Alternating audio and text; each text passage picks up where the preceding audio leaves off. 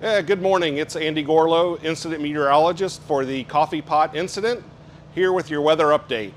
Well, as we all know, it's been quite hot over the last several days. We're under a pretty big high pressure system that's been dominating over the past several days.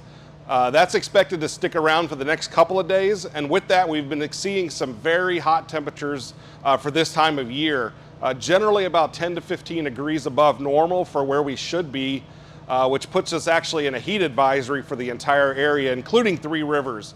Luckily for the firefighters, they're slightly cooler, but still some of those lower drainages that they've been working in have been generally in the upper 90s, so they're still seeing some of that significant heat.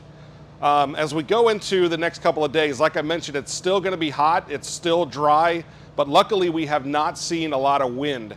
The wind that we have seen on the fire has generally been what we call terrain driven, which is as it heats up in the afternoon, the winds are forced up the canyons, up the valleys, which occasionally does bring them some gusty winds. And overnight, the winds generally reverse flow, come down the mountain as the peaks start to cool, the winds start to reverse, become more downslope. They have seen some gusty winds, but nothing too significant over the past few days. Going into the future, we are looking for some moisture to come into the area. We're looking for some partly cloudy skies over the next few days. There may be a thunderstorm or two over the higher terrain. We're not really expecting anything to reach the fire at this point. Everything should stay east towards the Sierra Crest when it comes to storms, but we'll probably see a few more clouds. Yeah, and just to wrap things up, like I mentioned, hot temperatures. Again, in Three Rivers here, we saw a high yesterday of 104, expecting around 105 today, and even into tomorrow before we start to cool down a little bit. Down in the San Joaquin Valley, we are looking for those temperatures 105 to 110. So we're definitely, as firefighters are taking precautions, drinking lots of water, staying hydrated, trying to get as much shade as they can. Same thing needs to be for the public. Stay hydrated, try to get as much shade and air conditioning as you possibly can. And with that, that's your weather update for September 5th. Now we're going to go into air quality with Andrew. Hi, this is Andrew Schauer. I'm an air resource advisor working on the coffee pot fire. And our job is to monitor and predict smoke impacts for the area as a result of this incident. We've seen some improvement over the past 2 days with getting some help from the winds as well as some decreased fire activity.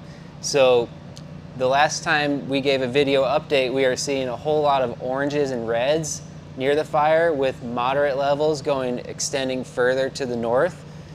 And as earlier in the week we had the winds shift come out of the west and they affected some areas in the Owens Valley, but in general we didn't see levels getting above moderate, which is good. That's what we like to see. We also noticed that areas north of the fire have been in the green for the past 4 or 5 days. Looking into the next couple days, what we're expecting is, as we continue to sit under this high pressure system that Andy just mentioned, the smoke isn't going to want to travel as far. So some of these areas immediately near the fire might get back up into unhealthy for sensitive groups, maybe periods of unhealthy.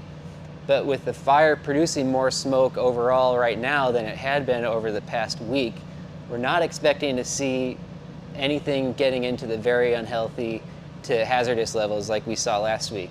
If we take a look at what that looks like from above, this is satellite imagery, one taken from August 31st, where you can see smoke working its way far along the western Sierra foothills all the way up towards Mammoth, versus one taken at the same time of day. This is in the afternoon, just yesterday, where our fire here is just a little puff of smoke that's staying relatively close to the valley.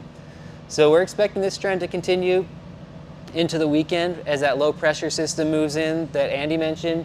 We might see some smoke drifting back off to the east again, but unless the fire activity picks up, we're not expecting major impacts. We keep all of the most up-to-date information at fire.airnow.gov, so if you're looking for more info, that is going to be your best bet.